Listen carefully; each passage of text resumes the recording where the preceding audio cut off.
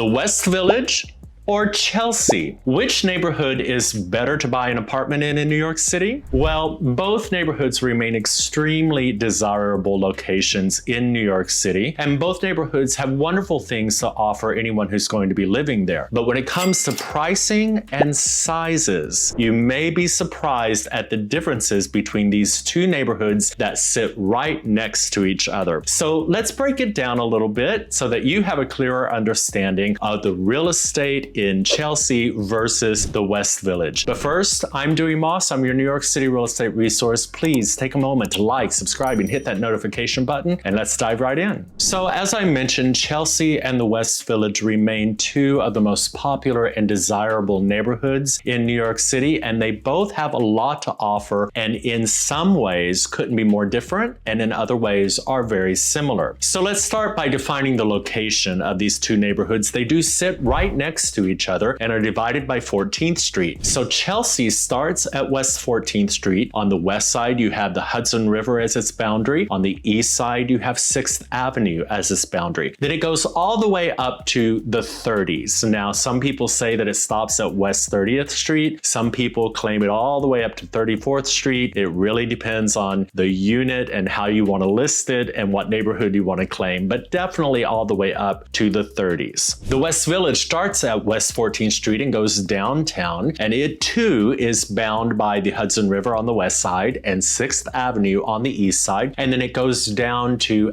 Houston Street to the south where Tribeca begins. Now, the West Village has the reputation of being old, quaint New York, and it certainly is for the most part. Sex and the City was filmed there, as many of you know, so it has a reputation. It also has a price tag to match that reputation. Now, while not every street in the West Village is going to be a gorgeous tree-lined brownstone street, most streets do have that kind of feel. Even the apartment buildings, for the majority of the buildings down there, are lower. They have fewer floors, and so there's just more of a charming, quaint feeling about the village. It has the reputation for shopping, it has the reputation for being bohemia and having fabulous restaurants. Chelsea, not to be outdone, however, does have quite a number of streets that are also tree-lined and have some beautiful brownstones, but there are parts of Chelsea that definitely feel more urban, particularly as you get to some of the avenues. You're going to have larger apartment buildings, you're going to have larger developments, and you're going to have some streets that feel very much like Midtown in Chelsea. Chelsea also has fabulous shopping, it has fabulous restaurants, so you're probably, if you live in that area, are going to be going both to the West Village and Chelsea to find your favorite hangouts. Now, if you're looking for something on the newer side, new development, Chelsea definitely has much more new development than what the West Village has. Now, the West Village does have some newer buildings and newer development, and there are things being constructed right now, but there is a strong feeling of preserving the feeling of the West Village that Chelsea doesn't necessarily have. There was the High Line area developed a number of years ago in Chelsea, and along the High Line there are a lot of new condo buildings, larger, taller buildings that are absolutely beautiful. They come with a pretty hefty price tag themselves, but they are on the newer side with doormen and all the amenities that you could possibly want. In both neighborhoods, those charming brownstones or charming older buildings are going to come with a few of their own quirks. A good deal of those buildings are going to be walk-ups in both neighborhoods, so you have to decide, do you want to live in a 6-story walk-up? Some of those older, quaint buildings in both neighborhoods may not have laundry in the buildings, and units are not allowed to be put in the apartments, so you may have to make the choice to send your laundry out. So there are things about both neighborhoods that you're going to want to consider about the kind of lifestyle that you want to lead. If you're looking for that doorman modern lifestyle, you may be better off in Chelsea and a few buildings in the West Village. If you're really looking for that quaint New York feeling, you may be better off in the West Village or in one of the tree-lined streets in Chelsea. The big difference, however, comes in pricing and size. If you are going to live in the West Village, you are going to pay a premium.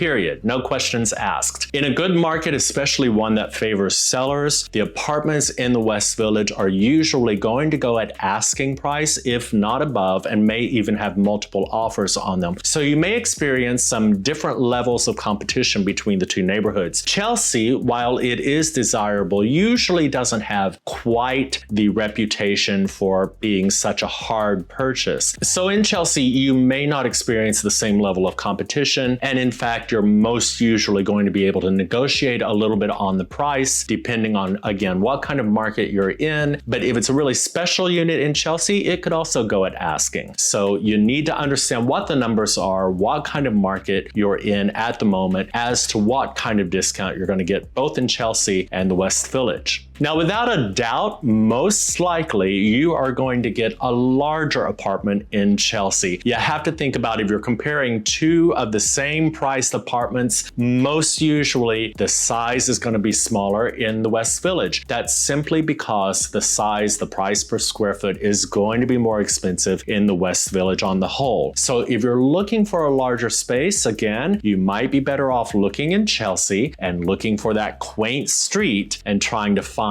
more of the apartment size that you're looking for. So let's do some price comparison shopping between the two neighborhoods. And all of these prices are based on the median closing price of the size of units. Now, take this with a grain of salt, because you could go into Chelsea and the West Village and you could buy a $4 million one bedroom if you want to. So there is a huge range of pricing in all the neighborhoods in New York City. That's why we're going to look at the median price, just so we can get an idea of what we are comparing. So in Chelsea, for a studio apartment, you're looking at a median price of $524,000. In the West Village, a studio is going to be a median price of $678,000. So you can see already there is a price difference. And again, I can almost guarantee you that a studio in the West Village is going to be smaller than a studio in Chelsea. In Chelsea, you may have a little bit of extra space in that studio, a little alcove where you can put your bedroom and make a little bit of a separation. Whereas most likely in the West Village, you're going to have a kitchen that is part of the overall studio and feel like one room there. And of course, with these being median prices, the studios for the West Village are more than likely going to be in the walk-up type buildings for that price point. But in Chelsea, they may be in a doorman building for that price point. Let's move on to one bedrooms. The median price for a one bedroom in Chelsea is $1.17 million, and in the West Village, it's $1.5 million. Now, understand that this depends a lot on the size of the one bedroom that you're talking about. If you're looking for what feels like a proper one bedroom, you're going to be on the higher end, but they do start around $800,000 in Chelsea, sometimes $750,000 depending on the size. And certainly if you're looking for a one bedroom, you may be able to get something under $1 million in Chelsea despite that median price. Most of the one bedrooms in the West Village are going to be on the higher end. You may be able to get something that was a converted studio from a one bedroom for under $1 million, but you're most likely going to be paying over $1 million for what is considered to be a good, decent one bedroom in the West Village. For a two bedroom in Chelsea, the median asking price is $1.94 million, and for a two bedroom in the West Village, it is $2.7 million. As you can see, it's a pretty big leap in price for both Chelsea and the West Village when it comes to two bedrooms. Two bedrooms, again, you have to define them in terms of, is it a one bedroom that has been converted to a two bedroom or something like that, or is it a proper two bedroom? If you're looking for a proper two bedroom that really feels like a two bedroom home, you're always going to be at the upper end of those prices. Then beyond that, when you get into three bedrooms and above, and when you get into townhomes, honestly, all bets are off because there are so many variables there. You could spend up to $25 million on a townhome. You could spend $10 million or more on a three bedroom apartment. So it really just depends on what you're looking for, but the size of those apartments, the larger apartments and the larger townhomes certainly are going to fetch a premium price in both neighborhoods. One thing to note is that most likely in the West Village, Village, you're going to be dealing with co-ops. There aren't a lot of condos. There are a few, but not a lot. In Chelsea, there are more condo buildings. So if you didn't want to purchase into a co-op, you may have more options to buy a condo in the Chelsea area. So have you decided which neighborhood is best for you, Chelsea or the West Village? The best thing to do with any neighborhood in New York City is to come here and spend some time in the neighborhood and get to know the neighborhood a little bit. See how you feel in the neighborhood. Walk around the streets, the various streets in the neighborhood. Visit some of the restaurants. Look for the grocery stores. Look for the other amenities in the neighborhood to really help you determine which neighborhood is going to be best for you. So I hope this was helpful in giving you an introduction to the real estate market in Chelsea and the West Village. Again, I'm Dewey Moss. I'm your New York City real estate resource. Please take a moment to like, subscribe, and hit that notification button, and I'll see you next time.